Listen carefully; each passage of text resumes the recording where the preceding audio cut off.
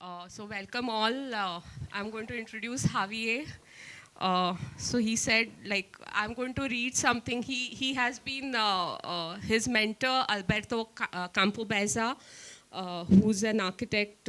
I'm sure you all must be knowing him. So he has written something for Javier. So I'm going to read a few lines from what he has written. Javier Callejas dominates light in his images, which are sometimes very stripped. Light is the theme. He knows well that light is the protagonist of space, and if for an architect light is fundamental as it passes through the space, for a photographer, it's fundamental to capture that moment. The architect traps time with light, and the photographer seizes it. Both architects and photographers know that light is the more luxurious material with which we work. So I think I can ask Javier to start. Thank you, Yashoda. Thank you, Iris. And thanks to SAR also for making this possible. And thank you all for coming. I hope I'm not too boring. I would feel more comfortable if you all come a little closer. Some of you, please do.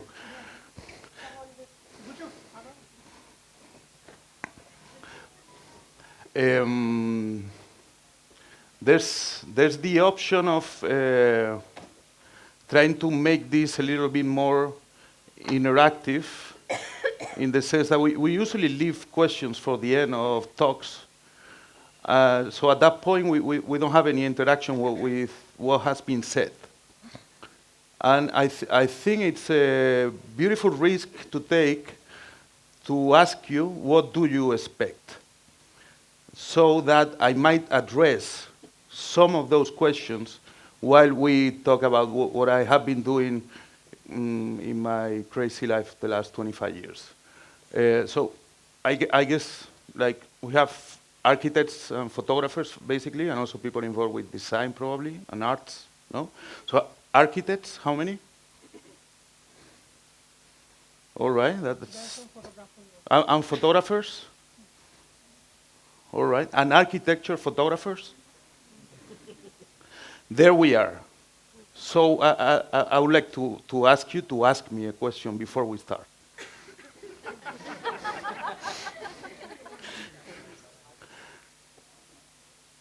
Take a minute. Like, I think it's a good idea so that I can somehow take things to a place that is interesting for everybody, no?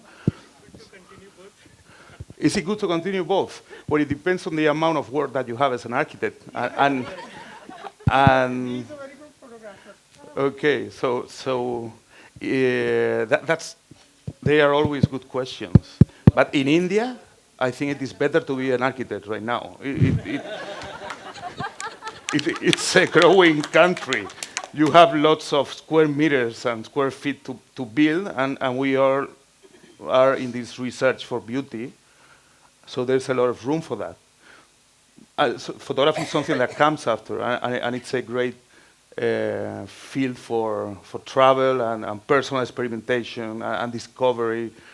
But as a job, be an architect.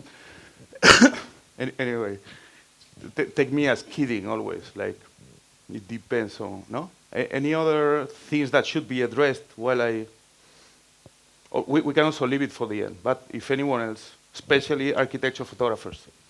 I'm not a photographer, but I want to ask you, like, because we are beginning, when you are assigned a project, like when I tried to assign an architectural photographer a project, there were two different viewpoints I got. One was a senior photographer and one was a young aspiring photographer. The senior one said that I would directly want to come to the site and start capturing. I don't want to see the photographs or the plan or whatsoever.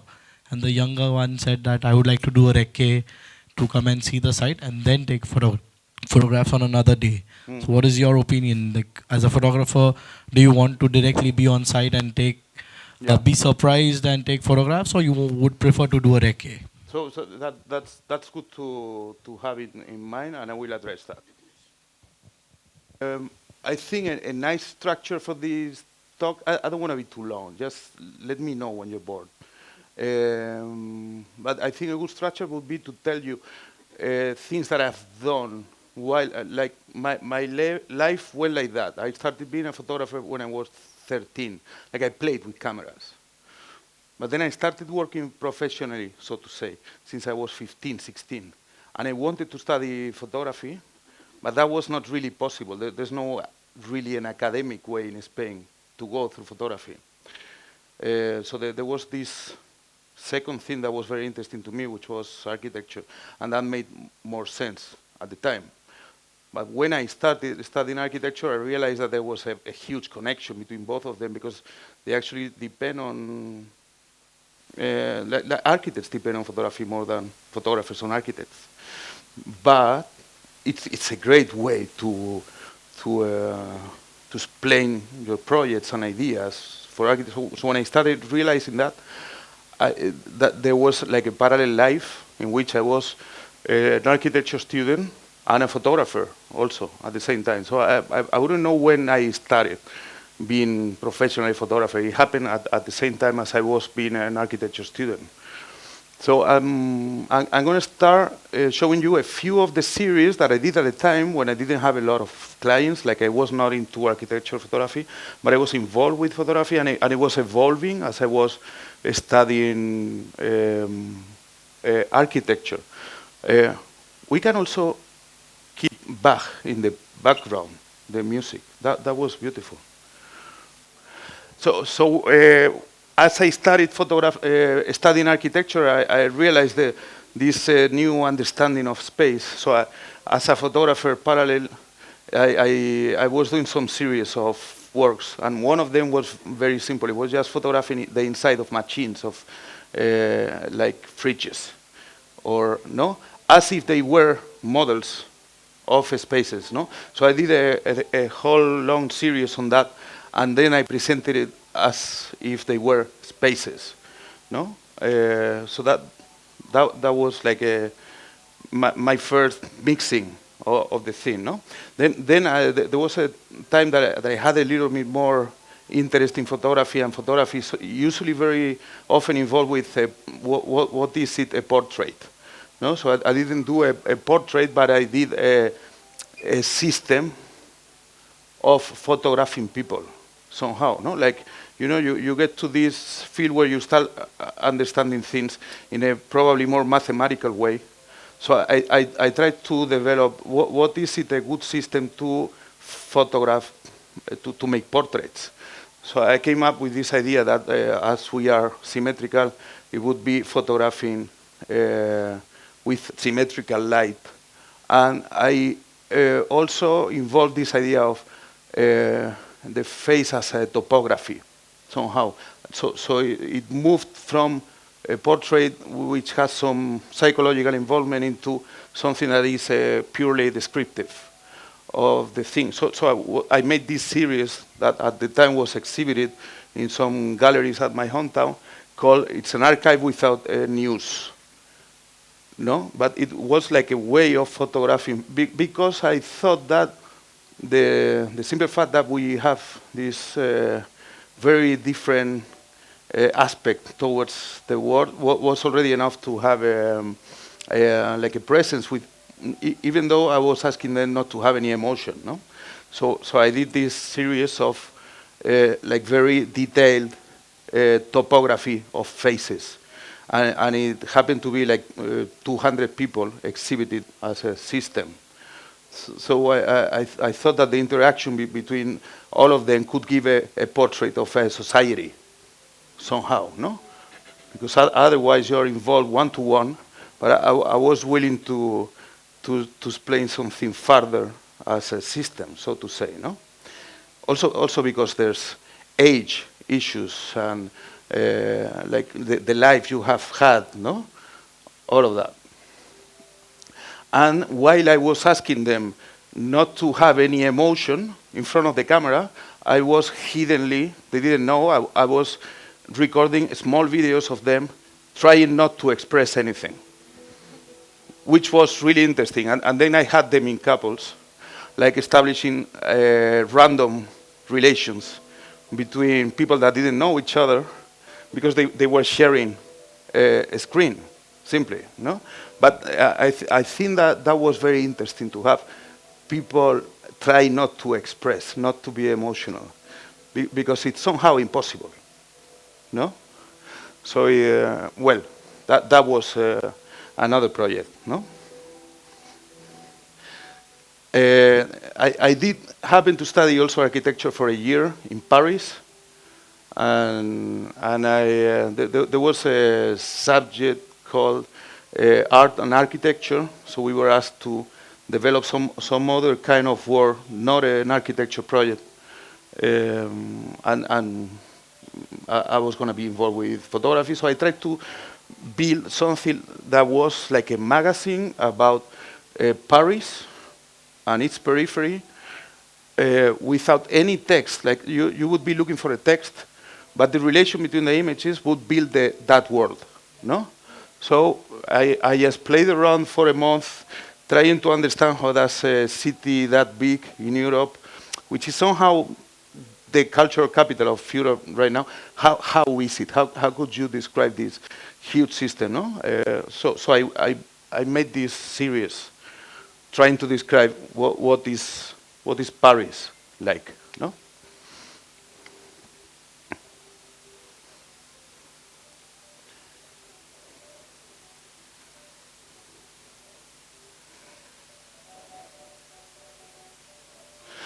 There's another work which I enjoyed a lot, and there was an art teacher at the Granada School of Art. Is it okay, the volume?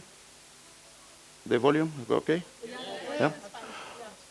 So they asked me to do a photographic series to try to describe a landscape system, which is the Vega around my city, Granada. It is a very old landscape that comes from an agricultural Islamic system, fusing the land and farming in it, but it was already something else. What I developed was this like another time, a system of watching and trying to understand and describe a landscape. So what I did was I established collaborations with people that might know more than me about specific areas of that landscape from other educational background, like biologists, historians, so how can we build a landscape, how can we build a document to describe what a landscape is as a cultural landscape, so to say. No? So that is that drawing is the line that I followed while flying in a small plane, taking small pictures, like axonometric pictures of small angles of that landscape. And each one of them, I had a small discussion with somebody that knew more than me about that place, and we made a collection of A4 documents about each and every small. So I'll show you a few. So that this one was a small conversation with an urbanist, a master planner, about what was going on in the outskirts of development of my city. So he clearly pointed out, well, we are establishing new barriers between what we had and the farming system, no?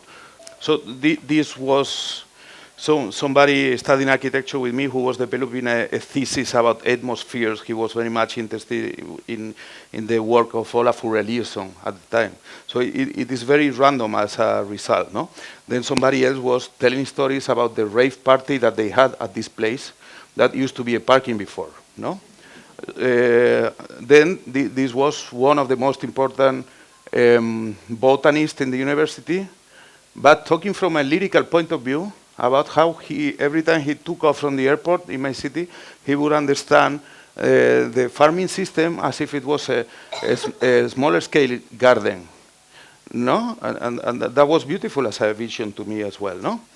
Then this was about the eruption of infrastructures and how never was going to be the same again. And this was beautiful. This is a very good friend who's a painter who painted a portrait of this guy who told him a story about how he remembered that landscape before, not to have any frontiers, so that you could go riding a horse without having to stop at any point. So all of this, in my sense, makes what we understand as a landscape.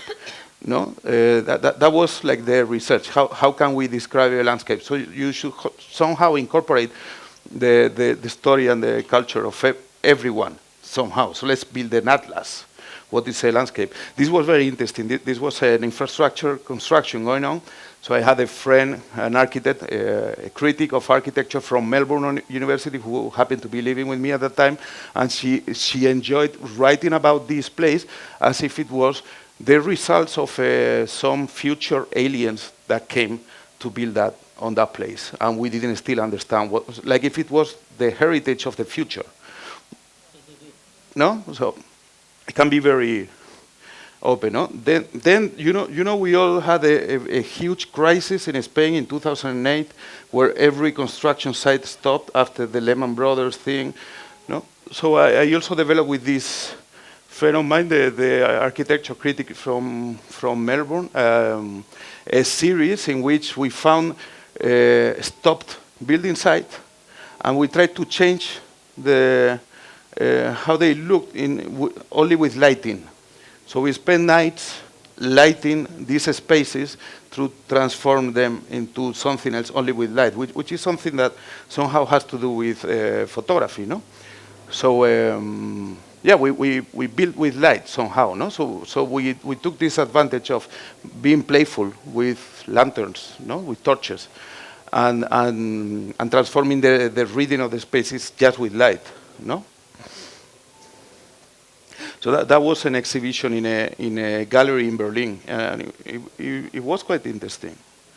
And then this last series is, I took that plane again, but I loved watching cities from the plane by night, as somehow they represent also a society and relations between things, no? Like small connections. And so I have this friend who has a plane who has a hole under where I sit, so I can photograph looking downwards.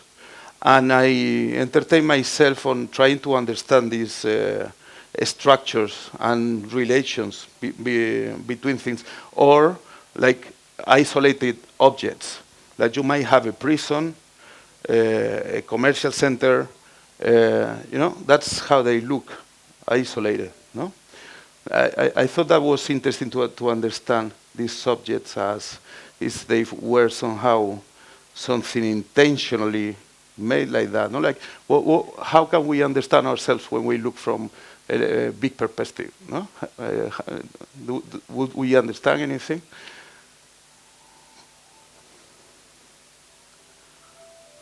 Okay, let's move into something else.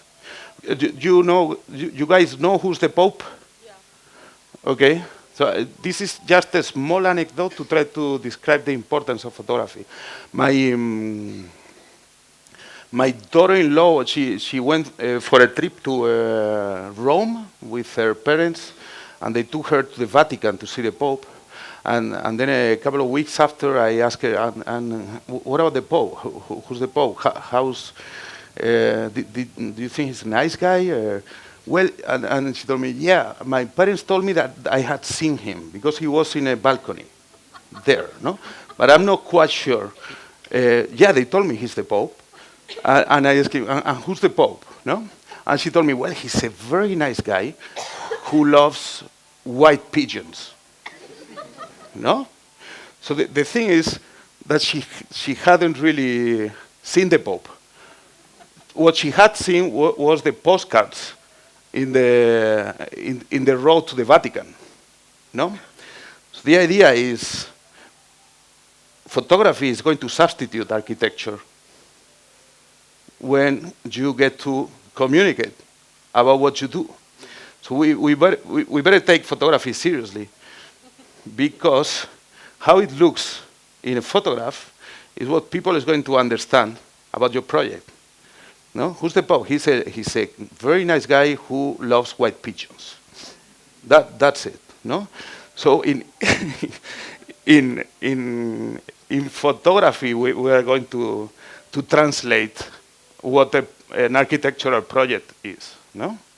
So let's have a few ideas of how it works, architectural photography. So architectural photography is like a good violinist playing Bach. No? So if you have a very bad interpreter, Bach remains, but you gotta find a good one. No?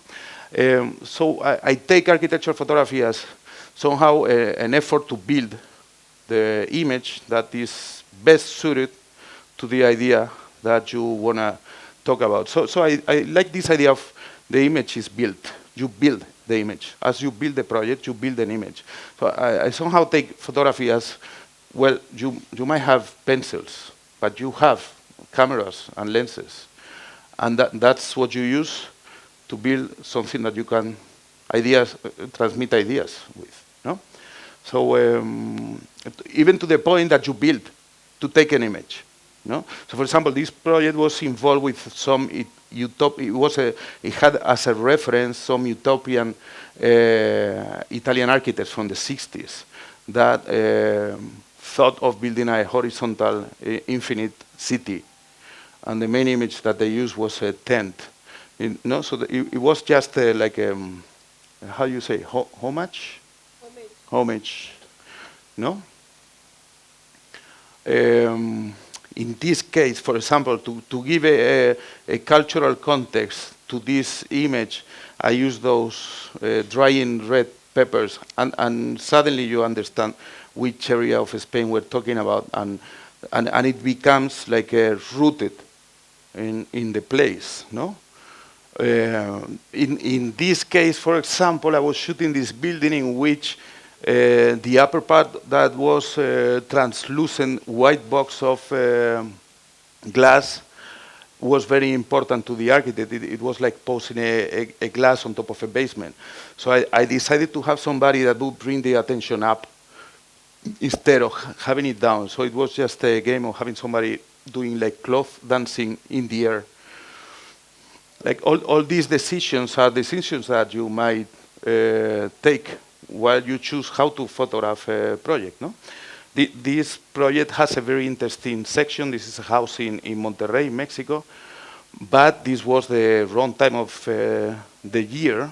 But you know that there's something that happens often with architecture, which is you don't really have a perfect time to shoot it.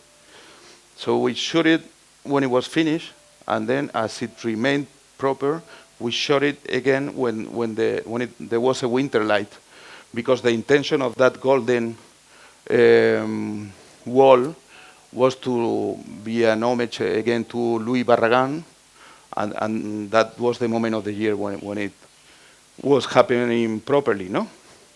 So building an image can also be building a point of view, depending on which project. We usually work with tripods, now there's drones, but at sometimes to have better quality, we even rented cranes to get to the point where you can define perfectly what is the side of a project that you want to show. So this one, for example, is like a flat travertine plane in front of the sea. That is the intention of this project. So to be able to show this flat travertine plane, having a little bit of height was good to be able to show the volume. But finally, we didn't go that far, and we didn't choose that image to be iconic, no? Or on this image, you might see there, that's a bucket full of fish. So that you might have this around, no? So it can go in many senses, no? That's the same project again, and these points of view were impossible. You had to find them with a crane at the time, no? Or as much as this project was like an abstract idea for the architect, Campo Baeza, again, was that travertine would be somehow solidified sand from the beach Then we also built the model in the beach of the project with the sun, and we photographed it. So that is a very good way to show what's the involvement of the material being selected to build this project, no? There was something else which was beautiful in this project, is that he built it with a Roman travertine, because there's a Roman city like 4 kilometers away, and he likes the idea that the project might be somehow destroyed in the future. It will become a ruin, and travertine is somehow fragile, but these are things that I'm sure he didn't tell the clients, no? Like, so out of a project like this, you end up with so photography is a research. You work a long time and look for the possible relation between images and the project's idea, and try to establish coherence. So you have some clear ideas of what might work, but you also do a research. So filtering out what you have done is very important. It is much better to show 10 good images of a project than showing 90 bad or mediocre images. And it happens also with an architecture project. It is better to do a good project than to try to put everything in the project, no? Like to choose clearly the idea. So out of a, but there's something else, no? Out of a project like that, a lifestyle editor might choose these kind of images. No? And this is finally not that interesting to us architects, I think. This is the image that the architect chooses. This is the best way, and it has this iconic value that with a single image, you can tell the whole story, which is, I just wanted to build a travertine, flat space to show respect for nature. Like, and I think that that's very important in general. How far can we explain a project with a single sentence? If we try to develop that process of narrowing it down to the essence, it's going to take us to beautiful places, no? And so that was the iconic result on the research of how to transform the project into images, no? I'll show you another filtering. So that is the Agora Bogotá. That is the convention center for Bogotá in Colombia. And those are many of the images that we worked on. And this is a publication in a specialized magazine in Spain called Arquitectura Viva. So this filtering has probably to do a little bit more with construction details, with the precision of what has been going on, probably as the building is somehow a machine that allows all these activities in the city. It is also a building that has this intention of being iconic in the city, like being a reference, so somewhere that you look and you know where you are somehow, no? So this kind of image with the context is going to help that kind of reading, no? And it also has this beautiful idea of like a Japanese lamp in the something much softer as compared to the huge machine it is, no? So these images were built following those ideas, no? But there's also like much more technical images that might go very well with construction details and all of that, no? That's another case for the same architects. That's Estudio Herreros in Madrid. They do a great job. They just finished the Munch Museum in Norway. So in this case, they had developed some public spaces in Panama, but they were willing to tell about how those public spaces had changed the life of the city. So they wanted to show them like full of life and people, and that's actually the change that has happened, no? But when it came to an editor publishing, the editor chose to use the photographs that had been taken from a helicopter, and it became somehow a project about the patterns and designs of public spaces, you know? So architects were more interested in how it had affected life in Panama, but finally the editor might tell it otherwise, no? So these agreements don't always happen, but it is again the same story, no? Photography is very capable of telling about projects in very different ways, no? Yeah, that we have the same project again. It had a handrail because the owner was very scared about her grandchildren falling to the, no? But it didn't make sense. The architect never wanted it there, no? So Photoshop is a huge help. But the thing is, you get to the idea. What you're telling is the architect's idea. I don't think we really have to sacrifice to reality. Also because there was a system in which this handrail could have been dismantled at any point, but we couldn't do it at the time when we were shooting. So I am not trustworthy as a documentary person. No. There's another idea about edition, like how you develop a photograph. Photographers know you can make disappear the framings of windows. You can turn it into just a white entering of light. No, so it has to do with how we want to show things, how we want to make them look. No, that like that building had to have a deepness in that upper level. And by the time we photograph, it was already old. So you just put back what's not working, no?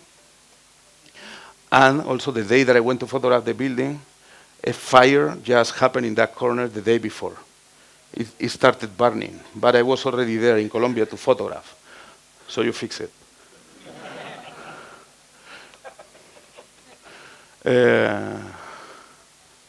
Yeah, and there's a few ideas.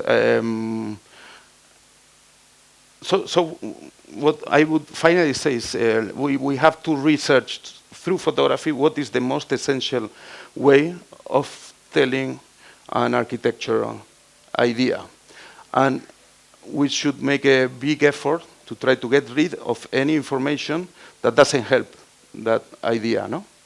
So I'll just show you a few images that I think contain this, like if you were to explain, sure. So when you're talking about the idea, so when you are assigning project, you promote the architect's idea or what idea do you That's a good question. So the point is, as I did study architecture, I usually have a conversation with architects before. And that conversation is the beginning of the work. And in that conversation, we point out what is there to be valuable. What are we going to show? What is our big result out of these efforts, no? And also lately, as you become older, it starts happening the opposite way around. Like I have architects want to have dinner with me to discuss what is it that we should tell about the, no? No, like how do we fit in culture? What do you think is valuable? No? Before it was me asking them. And now as they know that I have visited many places, I also help them somehow to distinguish what is the point here. So for example, this project, I think the big point of this project is a section. So it's a beautiful section. It's like the project goes on underground. You don't have, you only have an imagination of the landscape of the beach on the other side. So you have to climb the stairs to be able to see the landscape. You know, any house in front of the sea is directly going to relate to the sea on the same level. But this is beautiful because you have the sea as a sound, and you have, like, when you, well, the bedrooms are up here. But as you're leaving, you have the sea as a sound. And if you want to relate to the sea, you have to climb the stairs. And then you can go down to the sea again. no? So I think this project can be perfectly described as a section, no? And that's also what architects what we use to describe projects. You might do facades, plans.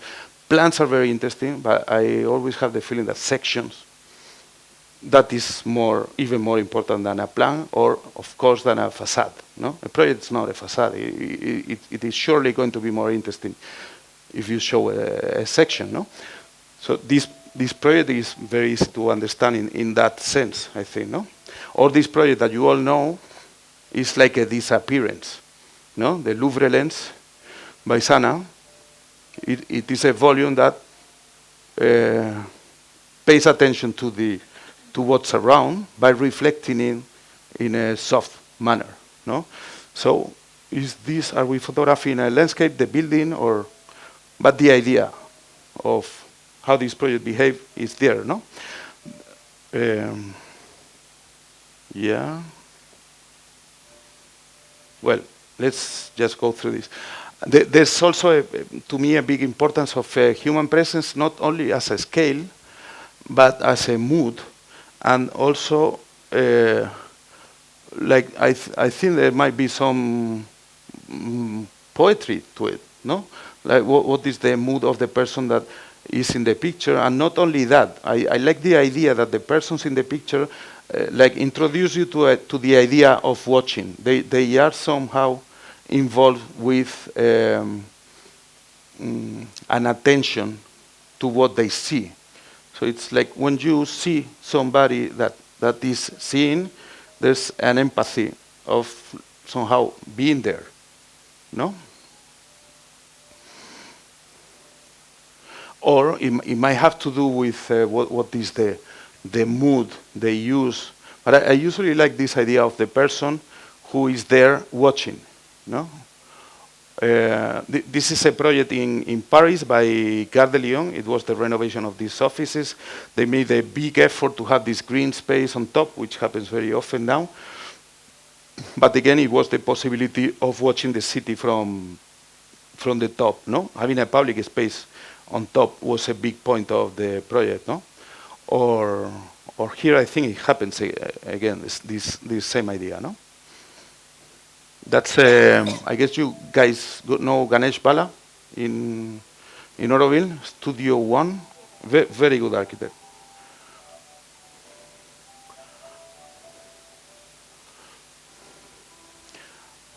And I would like to bring also this idea about the context, like through light, you can inform of what's going on outside of what you see.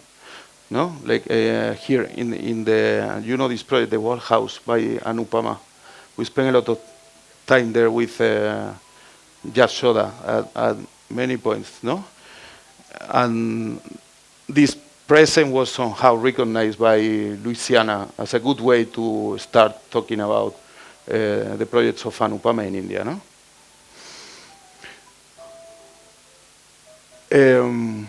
Yeah, this idea of essence, I would like to explain another point, which is I don't really mind much about the technical limits of photography. Like you see, this image is going to be dark on the top.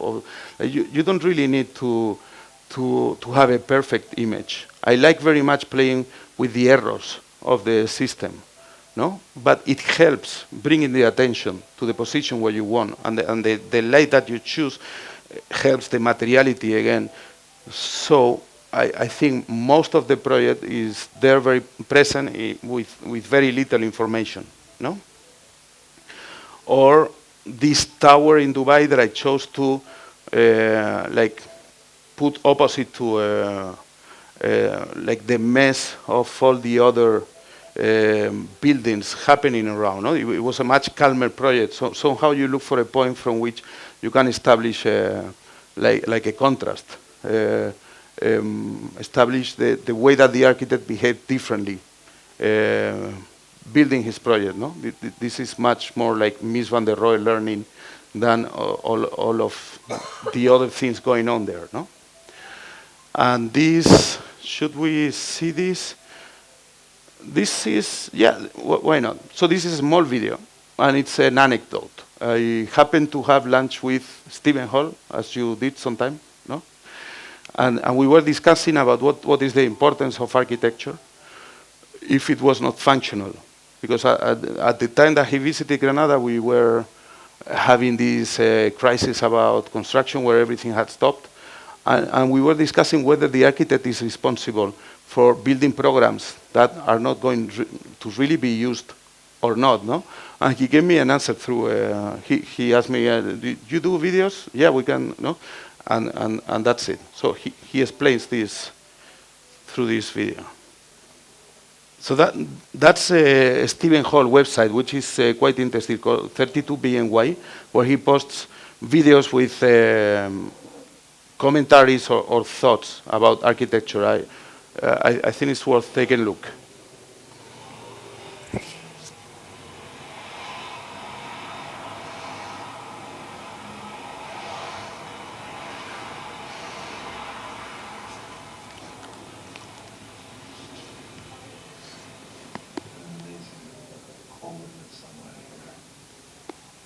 And the museum decides not to use this, but to make all the circulation by elevators inside. But still, it exists as a fantastic piece of space in light and motion. And therefore, as architecture really is an art that deserves to exist just as a space, this exists as a great experiential space.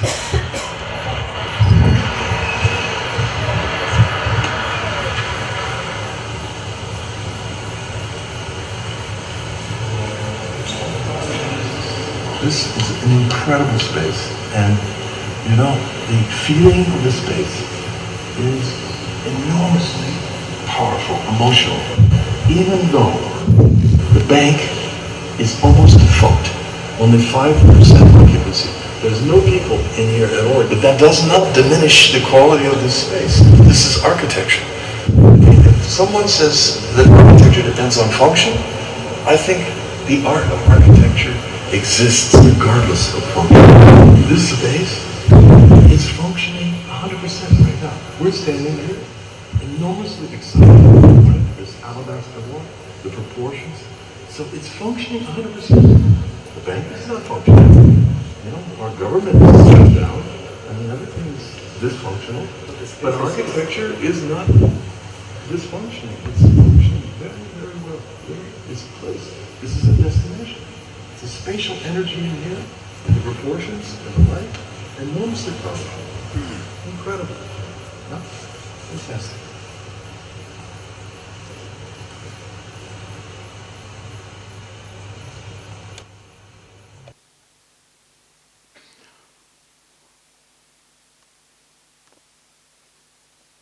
All right. So, how long have I been talking already? Sorry? Half an hour. We better go faster. We are like halfway. Okay. So I thought it would be interesting to try to make a small selection of projects and how photography might have been involved in every case in telling about them. This has a personal value, as it was the first project that I happened to photograph in India ever with Yashoda, that is Kranti Kannada house in Pune. And I would say that the main point that I found that was really interesting about this project was the fact that it was like like if the inside of the body was open to the nature somehow. So you have a house that has the corridor somehow half cut into nature. So that was the big point that I found that this architecture was proposing. No, like not to have the intimacy enclosed, but like perfectly open in every circulation of the house to the landscape. No, it was the very beginning. It is much greener now. Last time we went to see. No, That's a house by Chipperfield in the coast of Spain. It's actually the house of his son. The house of the left is where he spends the summers, and the house on the right is his son Gabriel. So I like talking about issues that architecture photography should address. There's the context. Usually, you have to put the things in situation. This is a beach house, and you can really understand it through this. And then this relation between the house and the beach is very important, and probably, sorry, I think like the interior of the project, it can completely be described with this image, where we have very, very small amount of information, but it already talks about materiality and austerity and the importance of the landscape. So that would be enough to be able to understand more or less this project. Then there's particularities, but I really think there's a big value in not making people spend too much time in understanding the core of an architectural decision. No, this is the Birmingham train station by an office called Office of Foreign Architecture, or OFO. They did also there's a project in Japan. I don't remember the name now, but anyway, it was a project about dressing and making the train station look more contemporary and organized the many spaces in the interior, no? But talking about the complexity of the city system as a point of beginning for this project, I think was very, very important, no? That is an image that I think contains also the main idea of this space, which is a fractal space, a cube in which you start taking out the corners, and so that it allows you to make relation with much smaller spaces. So it is the atrium to an office building, and I think we have another image here. So that atrium is the space in which all the circulations of the building are going to be generated. But there was also the beauty that it was lit with natural light through diffuse panels. And this natural light somehow also tells you about what's the time of the day, because the center one is south, and the other two are east and west. And you know the light, when coming from the south, might leave you with coming a blue sky in the left and the right. So it also gives, this space also gives you a sense of what time of the day it is through a slight change of color in the way that light comes in through every one of the spaces, no? Of the corners.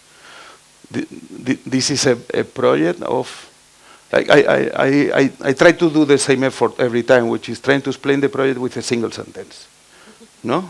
Maybe I take longer, but that's a little bit the idea, no?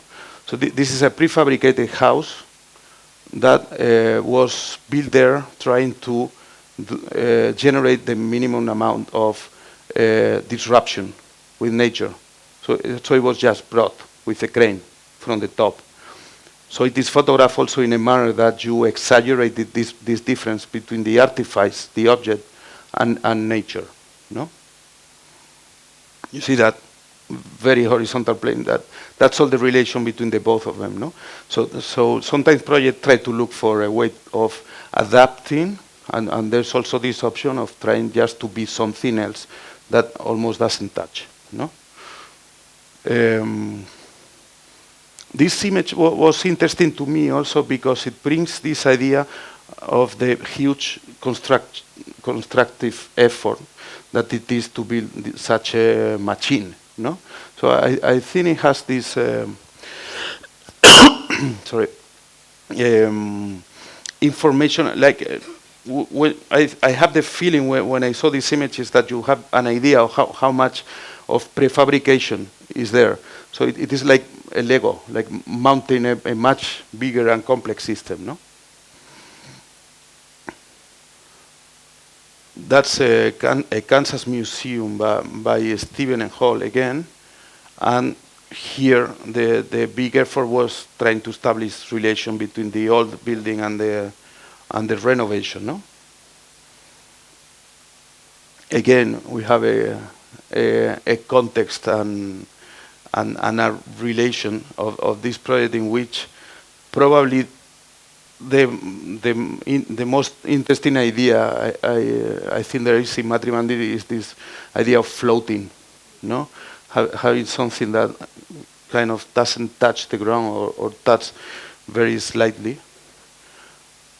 And we also had the chance to photograph the interior, which is a very clear geometrical system, no? Okay. That is a house that works as a round plough system. It's like an helicoid of voids. So photographing with this light, which I like very much, usually, like the fact that you don't have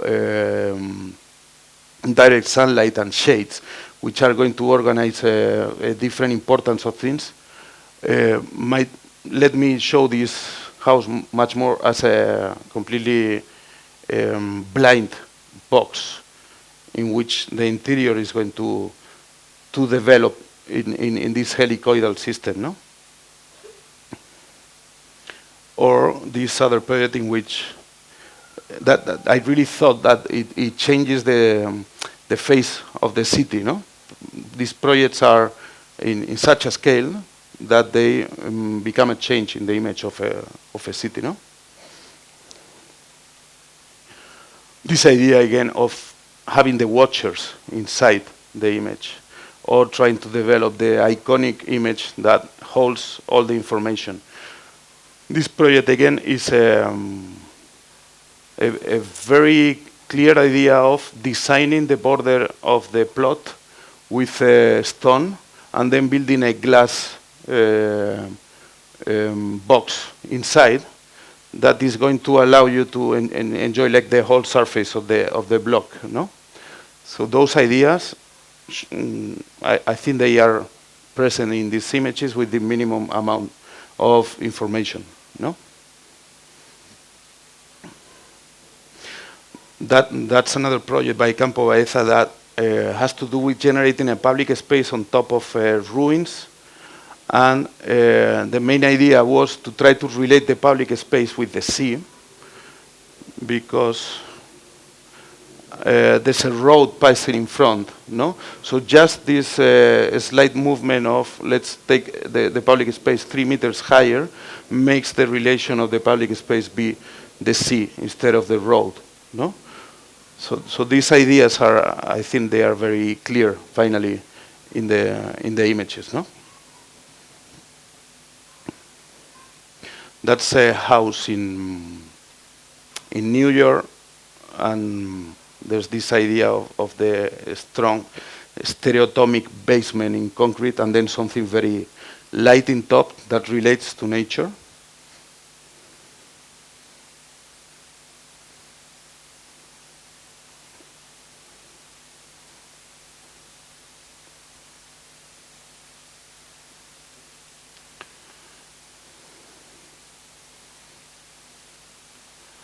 And I think we should go ahead. We're going to jump a few projects.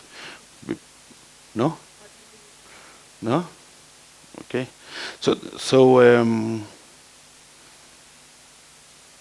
this project again is by the owners of the same house before.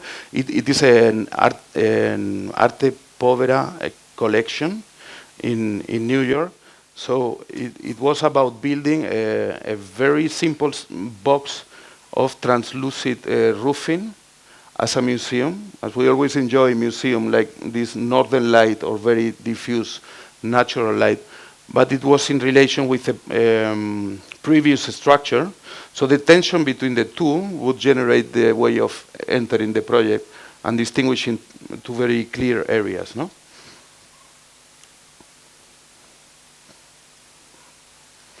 So that's this connection between these two spaces, no?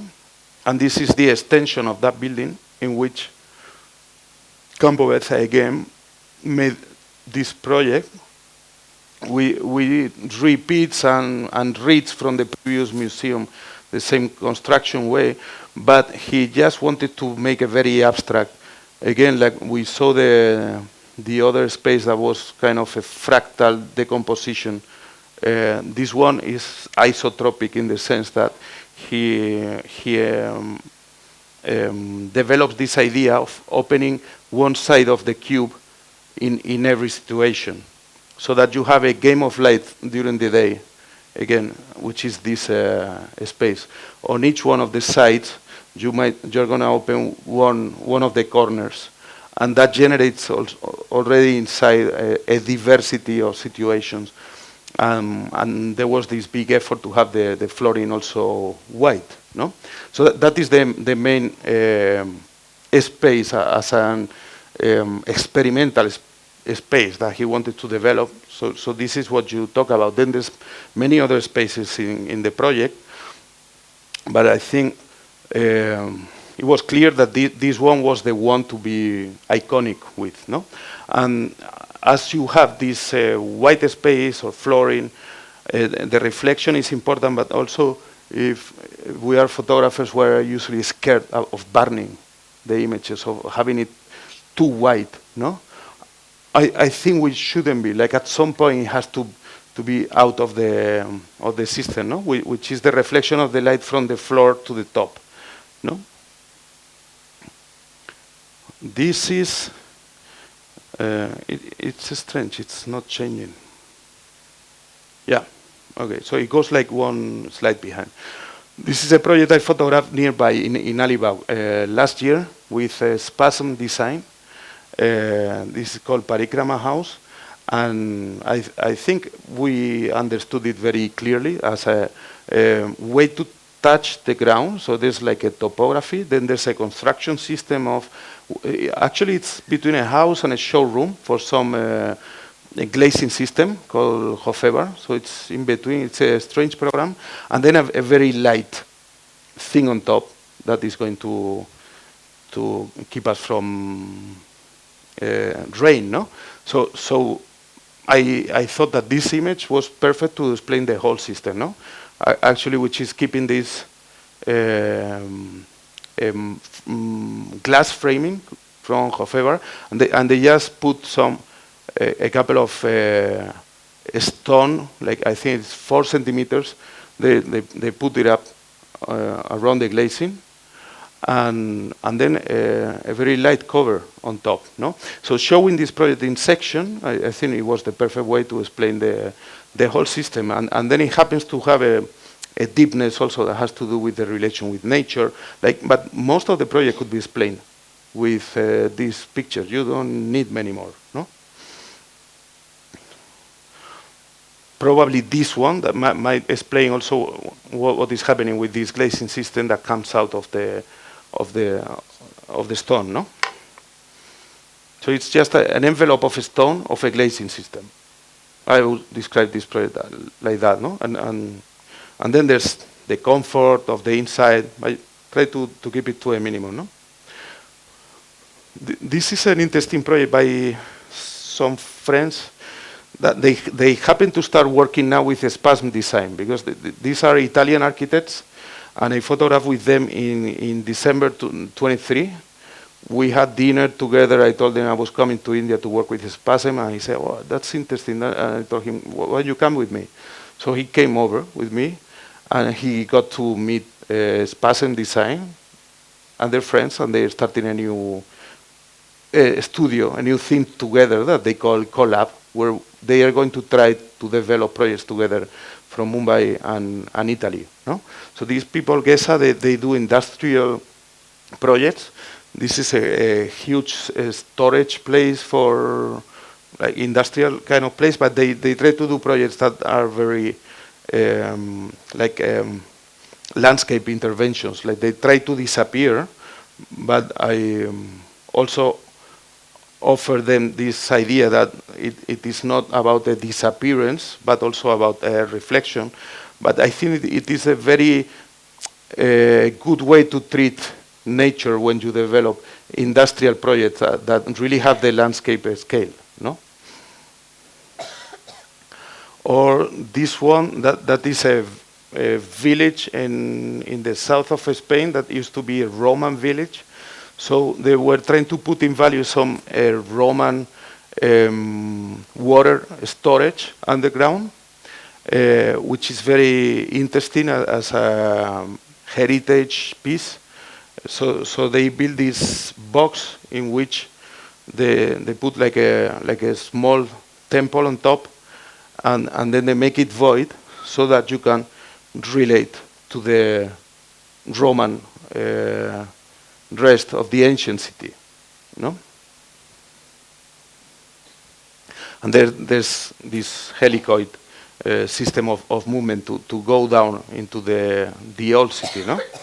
So I think most of the ideas are more or less clear, no? Like it is repeating the abstraction of a Roman temple to be void inside and relate with the past. And the past is chaotic, and there's a lot of history there. And as you go up, there's light, and like the architecture doesn't try to compete with it tries to disappear somehow. And photographing these spaces usually has to do with having those ideas very clear in mind when you go through with the camera, no? This project is interesting. It's that's Madrid there in the background. That's the downtown in Madrid. So this is an area where like the richest people of Madrid have houses, and this house is like a floating box in the landscape that is perforated with cords that let the trees go through that were there. So it is the idea is clear again. It's a floating system on top of the trees and respects the position of the trees to let them go through, no?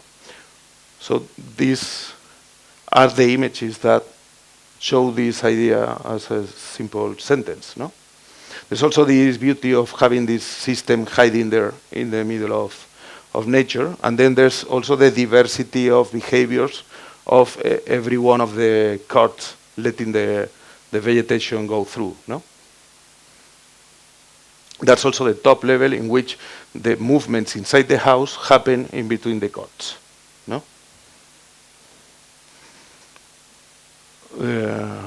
This is interesting, but we're gonna go a little faster. So I also wanted to show you a few jobs in which I have involved video, and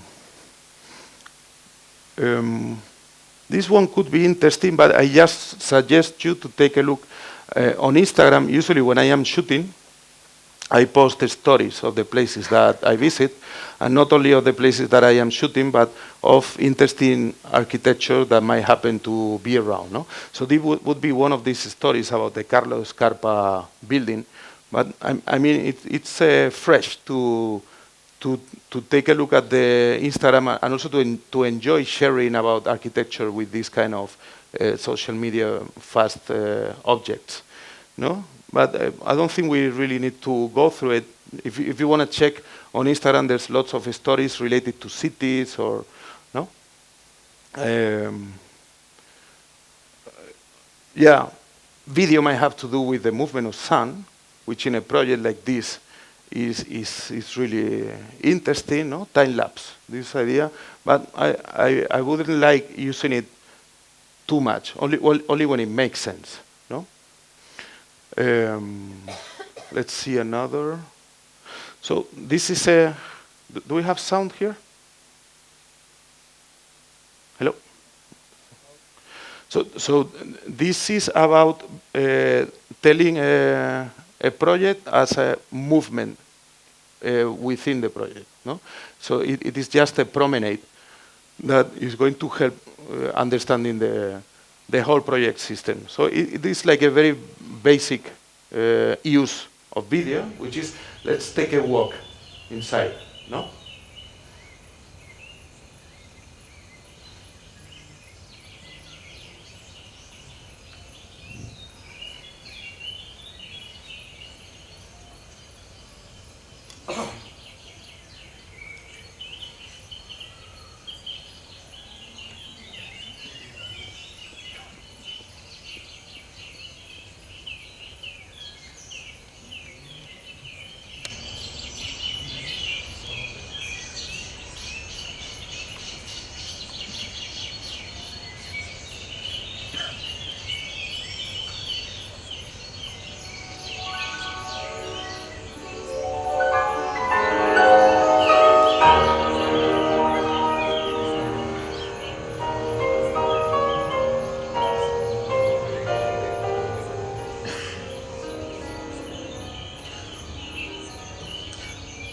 Well, I think we have to watch the whole of it, but as you understood already, the project is, they call it the red pepper house.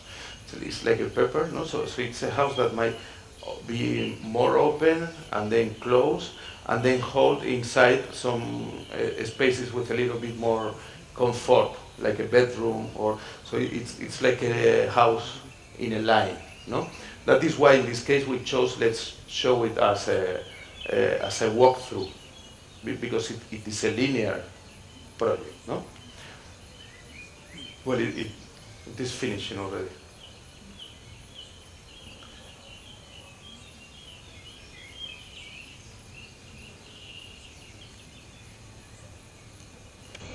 That's the whole system of the house, and it relates like this with the coast, no?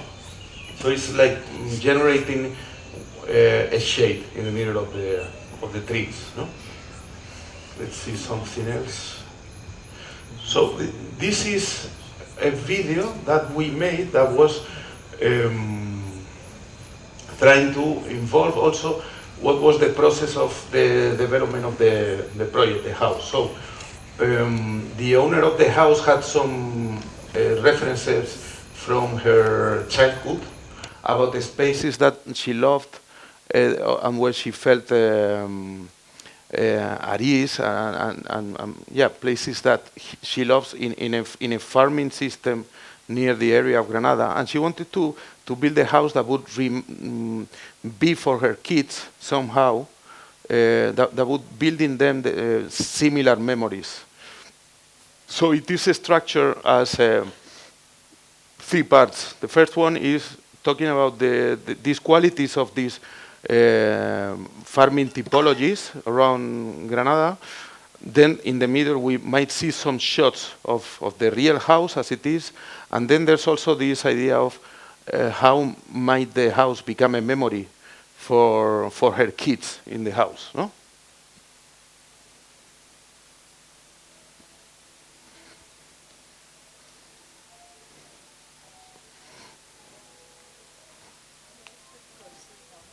Sorry? Ah, yeah.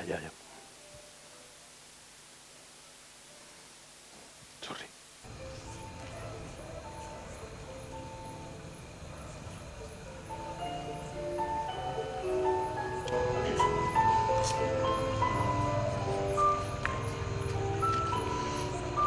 So this would be a collection of memories of spaces of the mother, and then we will see similar things happening in the architecture that she's offering her kids.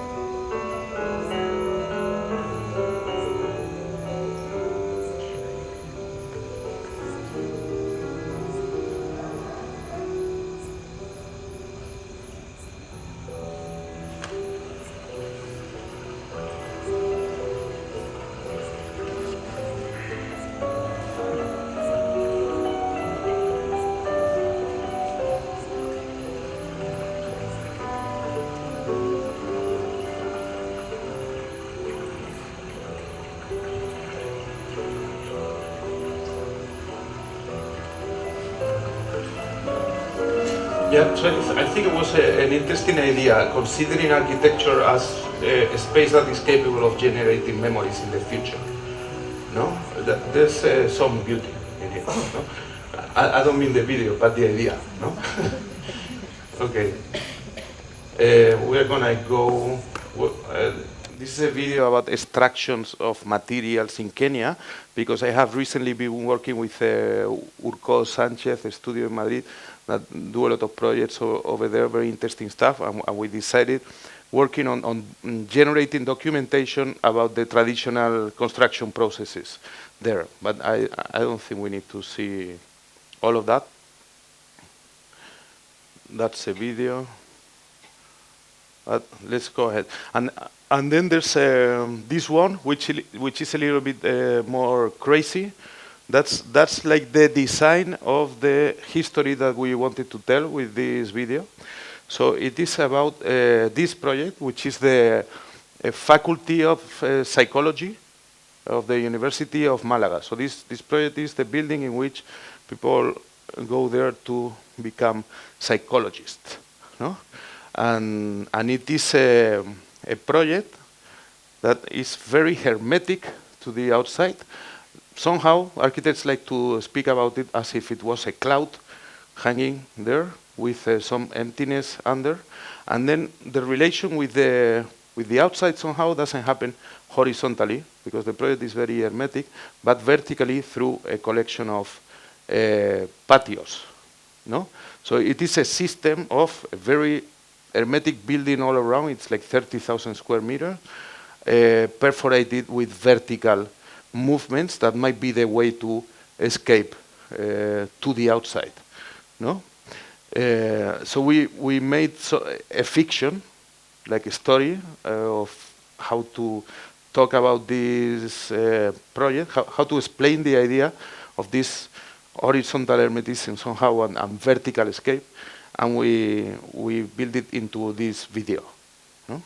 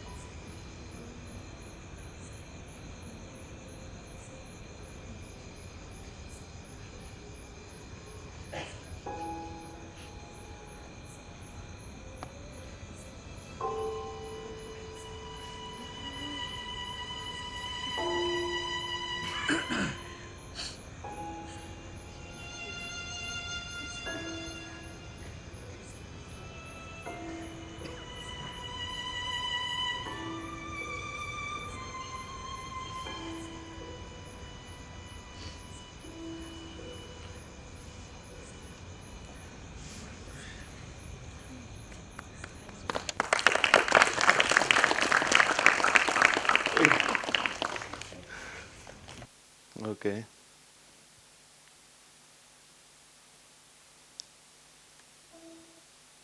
Yeah, so that is the architect. The one in doing the giraffe role, no? So that she might have the right expression. So as you can imagine, this was very much also about having fun in what things might there be involved, no? So this vertical escape, I think, is more or less clear, no?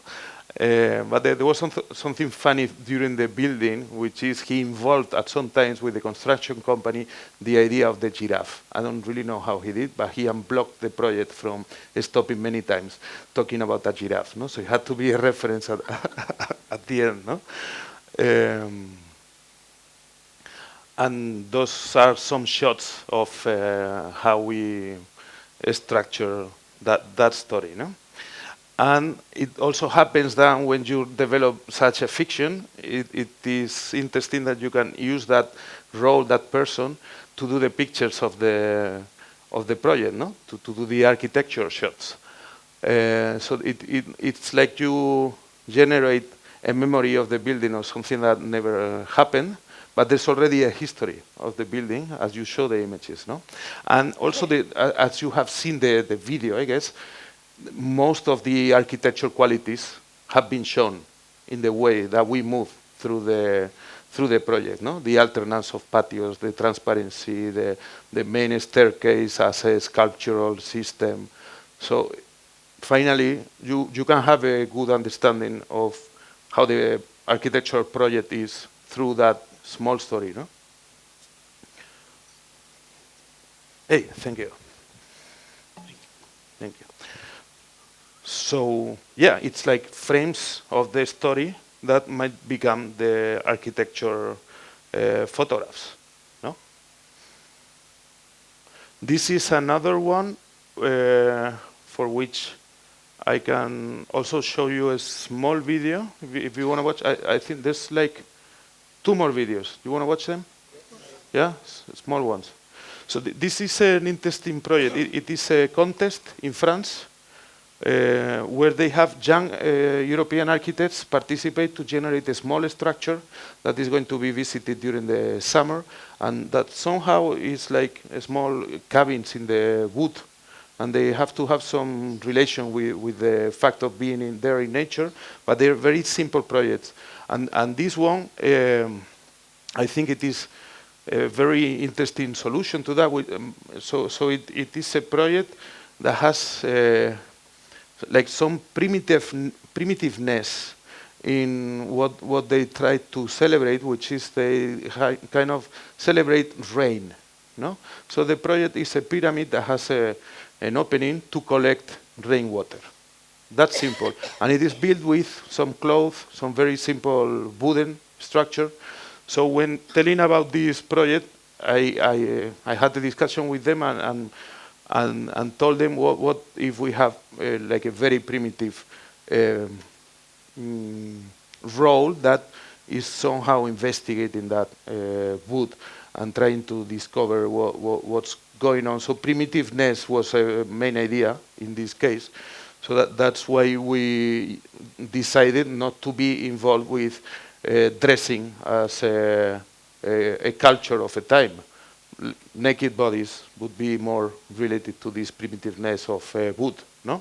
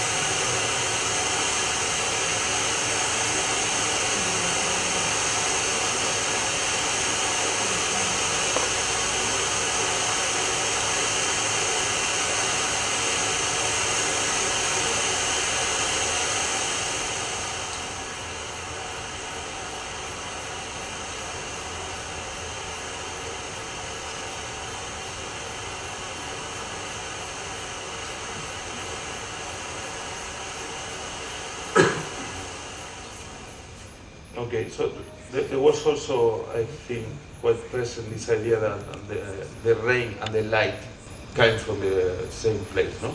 And there's this somehow celebration that rain might change you or illuminate, no?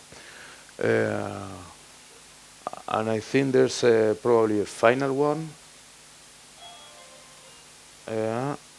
No, we're gonna jump this. So this one is another project that I shot this summer. We also made this effort of trying to. There's a photographic shooting, but there's also a small video, like trying to explain about the qualities of the project, which are this project. They named this project. It is a swimming pool with a house. It is not a house with a swimming pool.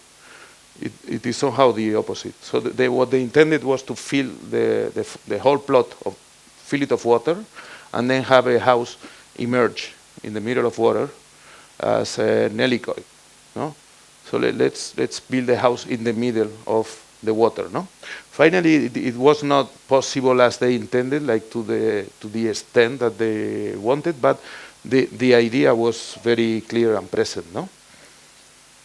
It might be understood, no? The house emerges in the middle of the water. So the different possible positions of the habitable spaces as a relation to the water, no? Like being under, being at the same level, watching from watching from the top, or even at the end of the circulation in the house, jumping to the water, no? Like a trampoline. So it is a project about the collection of possibilities of possible relations to water. So we activated it somehow with also with a video, no? Like also like the deepness of the water, no? If you have 5 centimeters, you might be having some life going on there, no? So.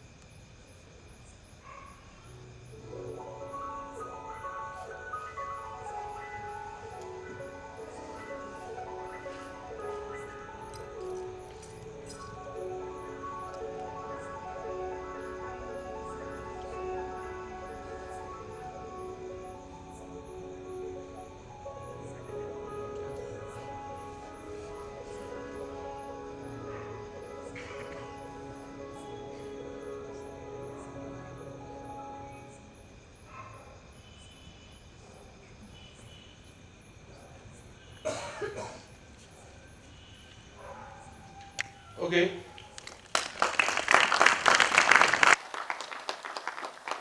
But I think that makes a good ending. No?